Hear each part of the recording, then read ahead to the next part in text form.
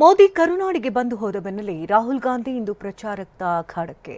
ಮಂಡ್ಯ ಕೋಲಾರದಲ್ಲಿ ಅಬ್ಬರಿಸಲಿದ್ದಾರೆ ರಾಹುಲ್. ಬಿಜೆಪಿಗೆ good bye ಹೇಳಿದ ಸಂಗಣ್ಣ ಕರಡಿ ಇಂದು ಕಾಂಗ್ರೆಸ್ಗೆ ಸೇರ್ಪಡೆ. ಇದೆಲ್ಲವನ್ನ ನೋಡೋಣ ಲೋಕ ಸಮರ ನ್ಯೂಸ್ ಟಾಪ್ 9ನಲ್ಲಿ. ಕಾಂಗ್ರೆಸ್ ನಾಯಕ ರಾಹುಲ್ ಗಾಂಧಿ ಕರುನಾಡಿನಲ್ಲಿಂದು ಪ್ರಚಾರದ ಅಖಾಡಕ್ಕೆ ಧುಮುಕಲಿದ್ದಾರೆ. ಜಿದ್ದಾಜಿದ್ದಿನ ಕಣವಾಗಿರುವ ಮಂಡ್ಯ ಅಖಾಡದಿಂದಲೇ ಮತಬೇಟೆ ನಡೆಸಲಿದ್ದಾರೆ. ಇಂದು ಮಧ್ಯಾಹ್ನ 1:20ಕ್ಕೆ ಬೆಂಗಳೂರಿನ HALಗೆ ರಾಹುಲ್ ಗಾಂಧಿ ಆಗಮಿಸಲಿದ್ದು, ನಂತರ ನೇರವಾಗಿ ಮಂಡ್ಯಗೆ ತೆರಳಲಿದ್ದಾರೆ. ಮಧ್ಯಾಹ್ನ 2:10ರಿಂದ 3 ಗಂಟೆವರೆಗೆ ಮಂಡ್ಯದಲ್ಲಿ ಸಾರ್ವಜನಿಕ ಸಭೆಯಲ್ಲಿ ಭಾಗಿಯಾಗಲಿದ್ದಾರೆ. ರಾಹುಲ್ ಗಾಂಧಿ ಸಮಾವೇಶಕ್ಕಾಗಿ ಮಂಡ್ಯದ ವಿವಿ ಮೈದಾನದಲ್ಲಿ ಬೃಹತ್ ವೇದಿಕೆ ನಿರ್ಮಾಣ ಮಾಡಲಾಗಿದೆ. ಜರ್ಮನ್ನ ಟೆಂಟ್ ಮೂಲಕ ಬೃಹತ್ ವೇದಿಕೆ ನಿರ್ಮಿಸಲಾಗಿದ್ದು, ಕಾಂಗ್ರೆಸ್ ಶಾಸಕ ಗಣಿಗ ರವಿಕುಮಾರ್ ನಿನ್ನೆ ಸಿದ್ಧತೆ ಪರಿಶೀಲನೆ ಮಾಡಿದ್ರು. HAL ಏರ್ಪೋರ್ಟ್ನಿಂದ ಹೆಲಿಕಾಪ್ಟರ್ನಲ್ಲಿ ರಾಹುಲ್ ಮಂಡ್ಯದ PES ಕಾಲೇಜು ಹೆಲಿಪ್ಯಾಡ್ಗೆ ಬಂದಿಳಿಯಲಿದ್ದಾರೆ. ಸಮಾವೇಶಕ್ಕೆ 1 ಲಕ್ಷಕ್ಕೂ ಹೆಚ್ಚು ಜನರನ್ನ ಸೇರಿಸಲು ಪ್ಲಾನ್ ಮಾಡಲಾಗಿದೆ. ತಾಯಿಯಾಗಲು ಪ್ರಯತ್ನಿಸಿ ವಿಫಲರಾಗ್ತಿದ್ದೀರಾ? ನೋವಾ IVFನ ನುರಿತ ಫಲವತ್ತತೆ ತಜ್ಞರನ್ನ ಭೇಟಿಯಾಗಿ ಉಚಿತ ಸಮಾಲೋಚನೆಯನ್ನ ಪಡೆಯಿರಿ. ಮಂಡ್ಯ ಸಮಾವೇಶದ ಬಳಿಕ ರಾಹುಲ್ ಗಾಂಧಿ ಕೋಲಾರಕ್ಕೆ ತೆರಳಲಿದ್ದಾರೆ.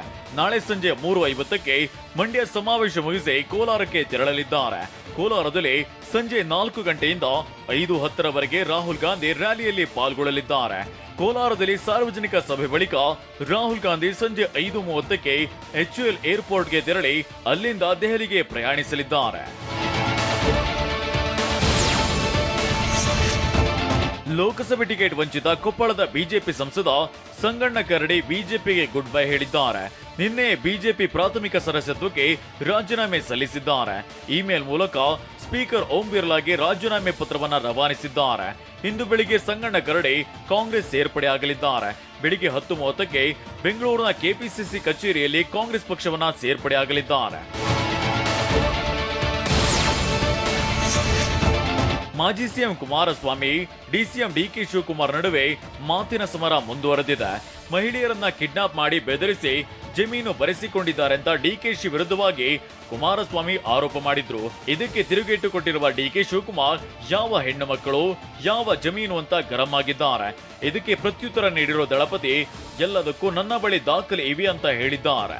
ಪರ್ಸನಲ್ ಅಟ್ಯಾಕು, ಮತ್ತೊಂದು ಅಟ್ಯಾಕು, ಏನೇನೋ ಯಾವ್ದು ಹೆಣ್ಮಕ್ಳು ಕೈಲಿ ಜಮೀನ್ ಬರ್ಸ್ಕೊಬಿಟ್ಟಿದ್ವಿ. ಯಾವ ಹೆಣ್ಮಕ್ಳು ಮೇಲೆ ಇದು 96-97ರಲ್ಲಿ ನಡೆದಂತ ಘಟನೆ. ಚೆಕ್ ಬೇಕಾ ಕೊಟ್ಟಿರೋದು? ಚೆಕ್ ಡಿಸಾನರ್ ಮಾಡಿರೋದು ಬೇಕಾ? ಎಲ್ಲ ಇಟ್ಟಿದೀವಪ್ಪ. ಏನ್ ಮಾಡಿದ್ರಿ? ಒಂದು ಮಗುನ ಕರ್ಕೊಂಡೋಗಿ ಕಿಡ್ನಾಪ್ ಮಾಡಿ ಅದೇ ಬೆಂಗಳೂರು ಮೈಸೂರು ರೋಡಲ್ಲೇ ಜಮೀನು ಬರ್ಸ್ಕೊಳ್ಳಿಕ್ಕೆ ಏನೇನ್ ನಡೆಸಿದಿರಿ? ಅತಿ ಇತಿಹಾಸಗಳಿದೆ. ಆಸ್ತಿ ಗಳಿಕೆ ವಿಚಾರವಾಗಿ ಹಿಟ್ ಅಂಡ್ ರನ್ ಹೇಳಿಕೆ ನೀಡುವುದರ ಬದಲು ದಾಖಲೆಗಳ ಸಹಿತ ವಿಧಾನಸಭೆಯಲ್ಲಿ ಬಹಿರಂಗ ಚರ್ಚೆಗೆ ಬರಲಿ ನಾನು ಸಿದ್ಧನಿದ್ದೇನೆ ಅಂತ DK ಶಿವಕುಮಾರ್ ಮಾಜಿ ಮುಖ್ಯಮಂತ್ರಿ HD ಕುಮಾರಸ್ವಾಮಿ ಅವರಿಗೆ ಸವಾಲು ಹಾಕಿದ್ದಾರೆ. ಈ ಸವಾಲು ಸ್ವೀಕರಿಸಿರೋ ಕುಮಾರಸ್ವಾಮಿ ಎಲ್ಲ ಚರ್ಚೆಗೂ ಸಿದ್ಧನಿದ್ದೇನೆ ಅಂತ ಹೇಳಿದ್ದಾರೆ. ಅಲ್ಲ, ನಾನು ಅದನ್ನೆಲ್ಲ ಇಲ್ಲಿ ಮಾತಾಡೋದಲ್ಲ.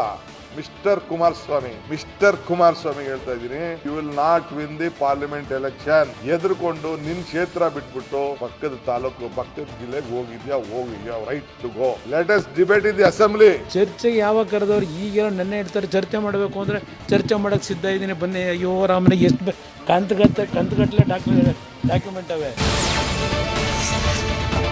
ಕುಮಾರಸ್ವಾಮಿ ವಿರುದ್ಧ ಏಕವಚನದಲ್ಲಿ ಅಬ್ಬರಿಸಿ ಬೊಬ್ಬಿರಿದಿದ್ದ DCM DK ಶಿವಕುಮಾರ್ ದಿಢೀರ್ ಸಾಫ್ಟ್ ಆಗಿದ್ದಾರೆ.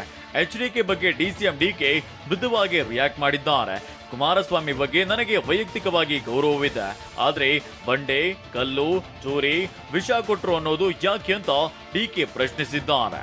ಪರ್ಸನಲಿ ನಾನು ಅವ್ರಿಗೆ ಬಹಳ ಗೌರವ ಕೊಡ್ತಿದ್ದೆ, ಈಗೂ ಕೊಡ್ತೀನಿ, ಮುಂದೆನೂ ಕೊಡ್ತೀನಿ. ಬಟ್ ಪದೇ ವೈಯಕ್ತಿಕವಾಗಿ ಬಂಡೆ, ಕಲ್ಲು ಹೊಡೆದ್ಬಿಟ್ಟ, ಚೂರಿ ಹಾಕ್ಬಿಟ್ಟ, ವಿಷ ಕೊಟ್ಬಿಟ್ಟ. ಇವೆಲ್ಲ ಹಿರಿಯರಿಗೆ ಗೌರವ ಕೊಡುವಾಗ ಗೌರವನ ಸ್ವೀಕಾರ ಮಾಡಬೇಕು. ಪಾಲಿಟಿಕ್ಸ್ ಅಲ್ಲಿ ಯಾವುದು ಶಾಶ್ವತ ಇಲ್ಲ.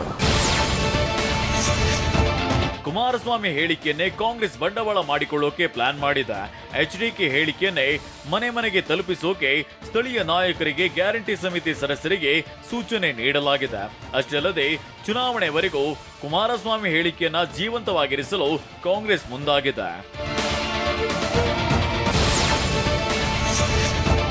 28 ಪಕ್ಷಗಳು ಸೇರಿ ಮೋದಿ ವಿರುದ್ಧ ಇಂಡಿಯಾ ಒಕ್ಕೂಟ ಮಾಡಿದ್ದಾರೆ. ಆ ಒಕ್ಕೂಟದಲ್ಲಿ ಯಾರಾದರೊಬ್ಬರಿಗೆ ಪ್ರಧಾನಿ ಆಗೋ ಅರ್ಹತೆ ಇದೆಯಾ ಅಂತ ದೇವೇಗೌಡರು ಪ್ರಶ್ನಿಸಿದ್ದಾರೆ. ಹಾಸನದ ಬೇಲೂರು ತಾಲೂಕಿನ ಚಿಕ್ಕೋಡಿಯಲ್ಲಿ ಮಾತನಾಡಿದ ಅವರು, ವಿಶ್ವದ ಎಲ್ಲಾ ರಾಷ್ಟ್ರಗಳ ಪ್ರಧಾನಿ ಅಧ್ಯಕ್ಷರು ಮೋದಿ ಸಹಾಯವನ್ನ ಕೇಳಿದ್ದಾರೆ.